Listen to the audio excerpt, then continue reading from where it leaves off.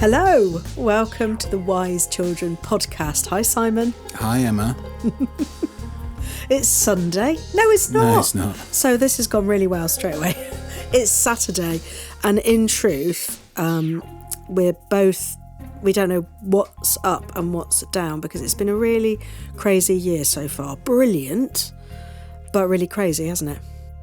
Yeah, it has been since just before Christmas.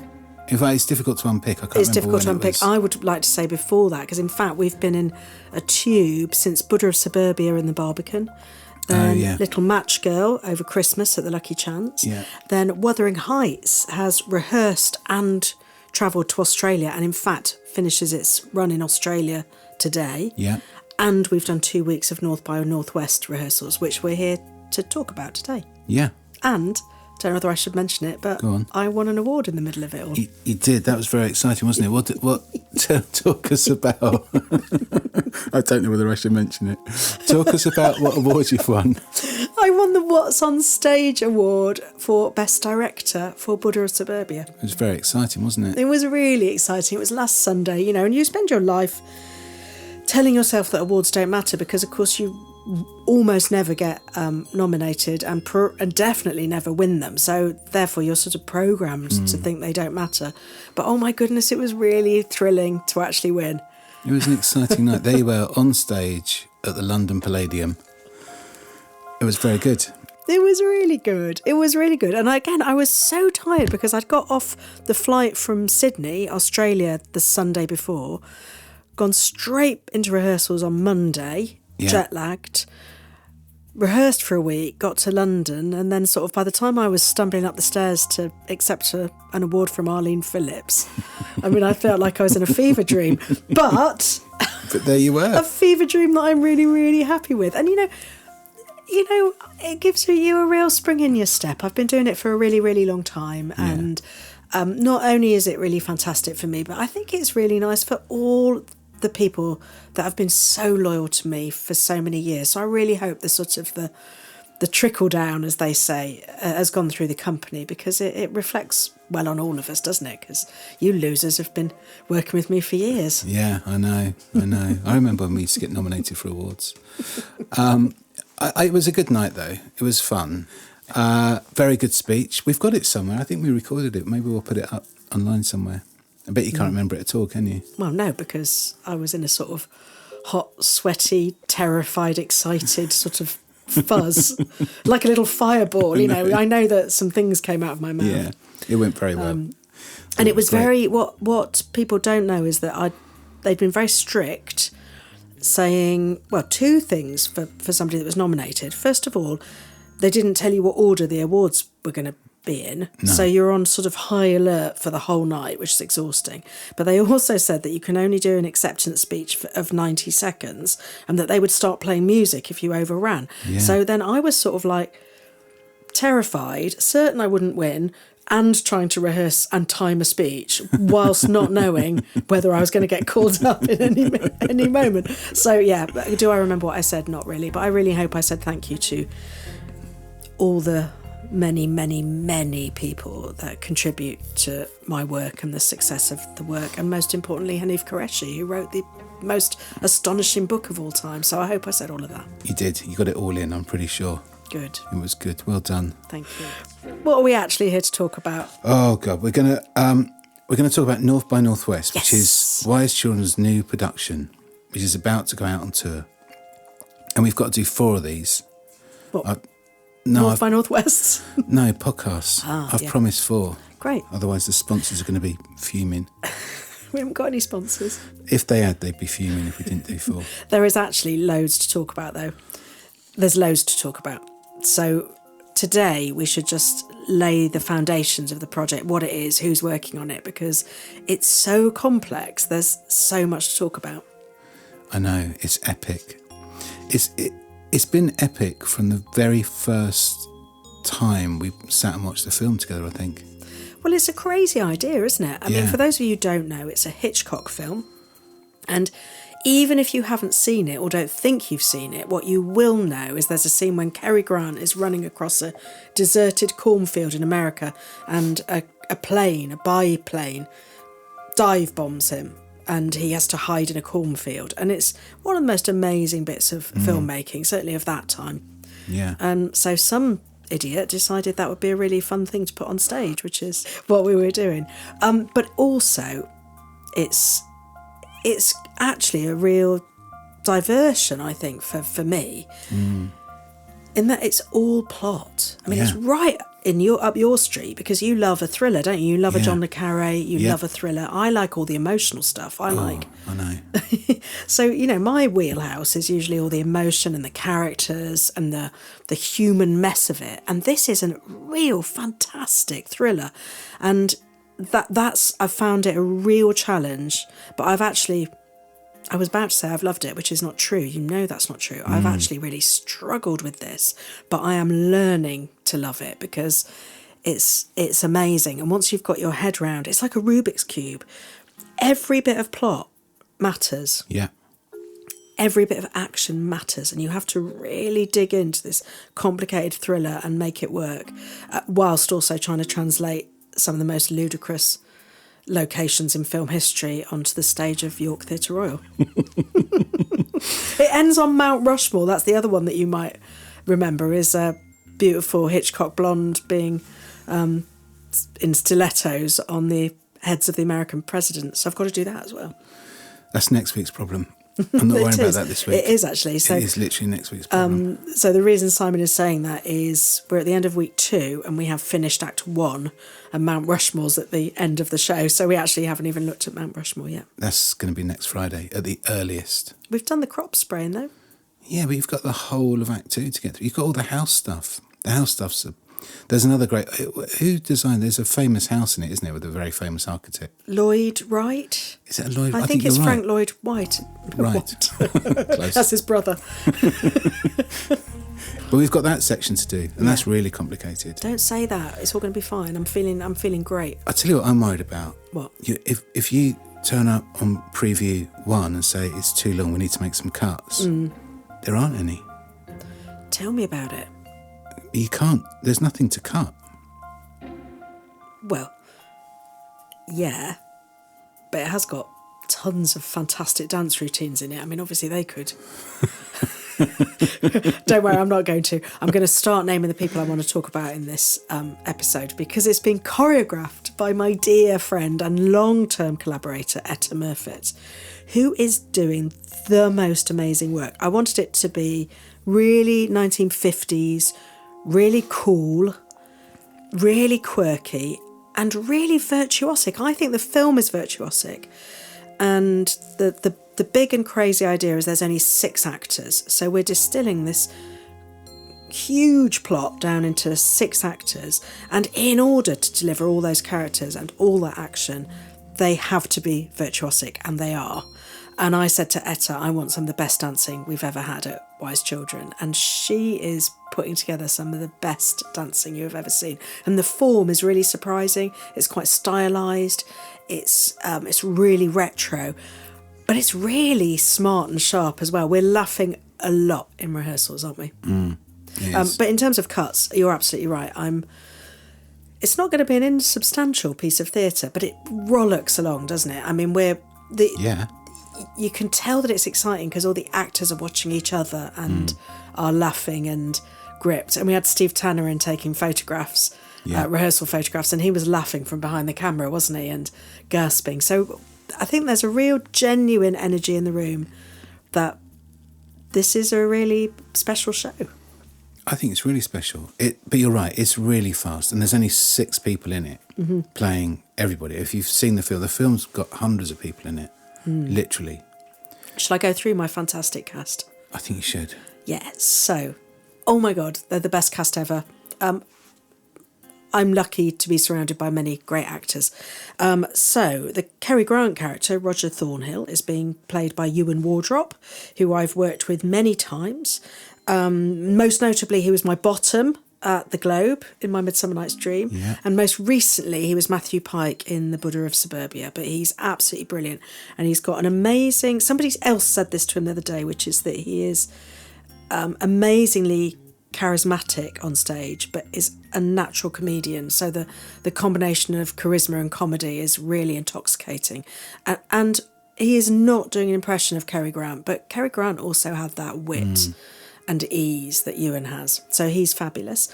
I've got my beloved Katie Owen, sort of being the narrator, but I'm not going to tell you much about her character because it's definitely an Emma Rice conceit and is a bit of a surprise and is absolutely brilliant. So Katie Owen, who's been in everything. I've got Patrycja Kuliawska, who I've been working with since Don John and Knee High Days, so decades. She's playing the Eve Kendall character, my Hitchcock blonde. I've got Mirabelle Grimaud, who joined Wise Children with our first show, Wise Children, and has been with us ever since. And I've got Carl Queensborough. Now, I worked with Carl Queensborough several years ago at the Globe when we made The Little Match Girl, and he has gone on to be the amazing star I know he is. He's played Hamilton, and I've managed to tempt him back to Wise Children. So he is playing Philip Van Damme, who is the arch villain, as well as some other characters. And then I've also got Simon Oskarsson, who is the first time I've worked with Simon, and he fits the company and my aesthetic like a glove. He's very musical, he's very physical, he's a fantastic company member, and everybody is having the time of their lives already. I mean, long may it continue. We'll check in a couple of weeks and I'll say nobody's talking, it's a disaster. But at the moment we're really, really having the time of our lives. No, it's good. It's a good room. It's very good fun. It's odd with there only being 6 of them as well. I know, it's a small room, isn't it? It's a small room, yeah. And it feels like a small room because we've got, unusually for us, no live music. Yeah. And you are doing the whole soundtrack. You are composing and creating and mixing the whole soundtrack. Yeah. How did that come about, Si? I've no idea. And I'd like to go back and really dig into why that's happened. It was such a wind-up. You know why it's happened, which is I wanted it to feel like it was quoting the time. I wanted it to feel really, really 50s. Oh, I knew there was a reason. Yeah. But it does mean that you are doing a massive job in the room. So not only sound designing, but composing and creating. I don't know how to describe this because I don't probably know what it is. But obviously a soundtrack, you don't press play and there's a tube of music, as it needs to respond to actors. There need to be dance cues, sound cues. So it has to be broken up into thousands of cues that then work musically and narratively. So you're doing a phenomenal job, Si, and it's sounding so cool. I think it's getting there. But yeah, it's much bigger. We did a similar thing with Buddha, but there's a lot more of it, isn't there, on this? A lot more of it. And the scenes were longer in Buddha. Yeah. And actually this, because of the storytelling and the plot and the nature of the beast, we're spinning on a sixpence the whole time, and sound is really helping us do that. So the work that you and Etta are doing are giving us not only the narrative but the form. And because of the speed of which it runs, it is one massive scene change from beginning to end. That makes it sound terrible. I would rather describe it as it's like a constantly moving clock, isn't it? It's like the component parts. So I should talk about our designer. That's what I was thinking. Nothing's ever still. Nothing is still, and nothing is really ever as it seems. So I'm working with a new designer for me. I'm working with the incredible and multi-award-winning Rob Howell, who you've worked with many times in your freelance career, haven't you? Yeah, I've worked with Rob. Oh, I can't remember. I think I started working with Rob on something like Patrick Marber's production of Caretaker, which I think was probably in black and white. It was years ago. Michael Gambon was in it. Oh, I love Michael Gambon. And anyway, so I did that. I think that was the first time we worked together. But then I've worked with him with Matthew Warchus on all those projects, whether it's Boeing or Lebet or Matilda, of course, and all those shows, right up until very recently we did Juno together just before Christmas. Of course, yeah. So through you, I've known Rob socially, but never worked with him. Yeah. So it's been a real opportunity to work with a new designer, and Rob is very fancy and very talented. Yeah. And he's had the most extraordinary idea, which I wished you could all see my face now, because it's like the best thing that's happened to me and the worst thing that's happened to me in equal measure. Because, now bear with me, I'm going to describe it to you. If you think of revolving doors going into a hotel, And in fact, there is a Plaza Hotel at the top of North by Northwest, so it's a fantastic reference. But I've got 4 of those, so 4 revolving doors that can slide across the stage and meet each other or separate, and people can go into a segment, turn the doors and be popped out as a different character. We feel that the world is turning, we can stop the world, but it's so mathematical. It's like the plot itself, which is I'm trying to work out where the doors are, who the characters are, how we get them in. But you're right, it's like when he first described it to me, it's like a kaleidoscope. And in a very brilliant way, he said, Roger Thornhill, you'd never know who anybody is in this film. And Roger Thornhill doesn't know who he is because names change and realities change. So this set is constantly changing location. But I definitely, at the end of every day, I'm like, I have nothing left in my brain for the doors. And it's Rob Howe, so they're not just any old revolving doors. They're actually replicas of the Park Plaza Hotel, which is the fancy hotel which overlooks Central Park in New York, which I think is where that scene's shot. Yeah. And there's 4 of them. They're 4.5 metres high. I know. I can't quite get my head around that. And they've also got built-in bars, so when they turn around, they're going to have bottles in. So I think they're going to sort of tinkle as well. They're going to look beautiful. And anyway, it's going to be very exciting. It is going to be very exciting. So that's the set, and there's going to be a lot of suitcases. That's the only other thing you need to know about the set. A lot of suitcases. Yeah, we shouldn't talk too much about that. But you're going to catch up with all of the props team and everybody over the next episode, aren't you? Yeah, that's what I'm hoping. I really am. Malcolm Rippeth is coming back after a couple of shows away to do the lighting again. It's great to have Malcolm back. And have I missed anybody out of the creative team? I don't think so, because it's quite... I mean, there's lots of people we're going to introduce you to, because we've got some great new people in our wardrobe department and in our props department. Yeah. There's lots of new people we'll introduce you to. But no, the team's small. It's a tight... I mean, it's a small company, reasonably small creative team. But we're punching high. It's a really ambitious show. And amazing to have got to the end of Act 1 by the end of week 2. Yeah, and it's sort of runnable. Yeah. That's not just a stagger through. We're in really good shape with it. We've got our rehearsal room doors. Yeah, so we've got sort of these mock-ups of these revolving doors. Even as I'm talking to you, I've got my eyes shut and my fingers going around because I sort of trying to get my head into this crazy world. But yeah, we've got it all going on. And I have been genuinely tired, which is unusual for me because I have a lot of energy. I drive Simon mad. But because of the jet lag in Australia and last weekend in London, I am struggling a little bit with my energy. But the show and the company and the creative team are absolutely carrying me aloft. And yeah, it took me a long time to fall in love with this one, but I am absolutely besotted now. In fact, I'm finding it hard to sleep because of all the rotating doors in my dreams. Well, as I say, we're going to do 3 more of these. We'll introduce you to people. You're going to talk to the company for me, I think. Yeah, of course. And we'll also do one during tech rehearsals. That's always quite good fun, although quite annoying because you always tend to bother people and then in the middle of something. I love it though, because tech is obviously not about me, so I can get to just go around when people are really at their most busy. Really I can go stressed. And talk to them. Yeah, it's my favourite bit. Maybe wandering up to our production manager, Sam Patterson, just he's trying to mend something. Just what I'm thinking, it's not about me anymore. And where are we going, Simon? Where's the tour? Well, we are, whether you like it or not, Emma, we are opening at York Theatre Royal on the 18th of March. But I tell you what, I do like it, and I tell you why I like it. I love York. Yeah. The theatre is beautiful, the town is beautiful, but also it's run by my dear old friend Paul Cruz, who used to be my producer at Knee High.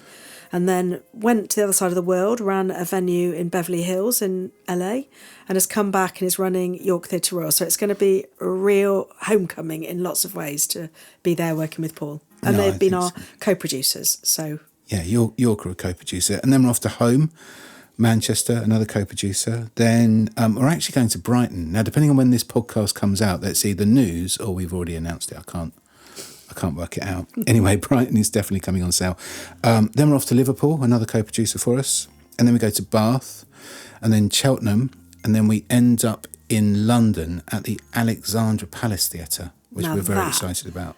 I mean, it's all exciting. All of our fantastic co-producers and Yeah, favourite venues Ali are in Pali are that list. co-producing with us as well. But Ali Pali is the most glorious, I know. epic, grand retro theatre, and I think the set is going to sit in it like a dream. It's going to be really epic. I think it's going to look great in there. It's all going to be good. Right then, what else do we need to talk about? We've talked about everything we needed to talk about in this one, haven't we? Yeah, I think we're done. We're done. Okay. We're going to speak to you again soon, but thank you so much for listening. And if anybody's got any really detailed plot questions about North by Northwest, then just email them in to Emma and she'll... I'm all over the plot now. It took me forever, but I'm all over it. There's one bit that you keep asking about and nobody can explain. I just Because think it's a hole. Hitchcock hadn't worked it. It's a hole. It's a hole. But I believe I have found the one hole in Yeah. the plot, and You must have I like done. to test people on it. But nobody's got an answer for me. It's No. a Hitchcock hole. So if anybody wants to email in with what they think is the Hitchcock plot hole, they're welcome to, but I know what it is. All right. Thanks, Si. Thanks, Em. See you Bye, very soon. everybody. Bye.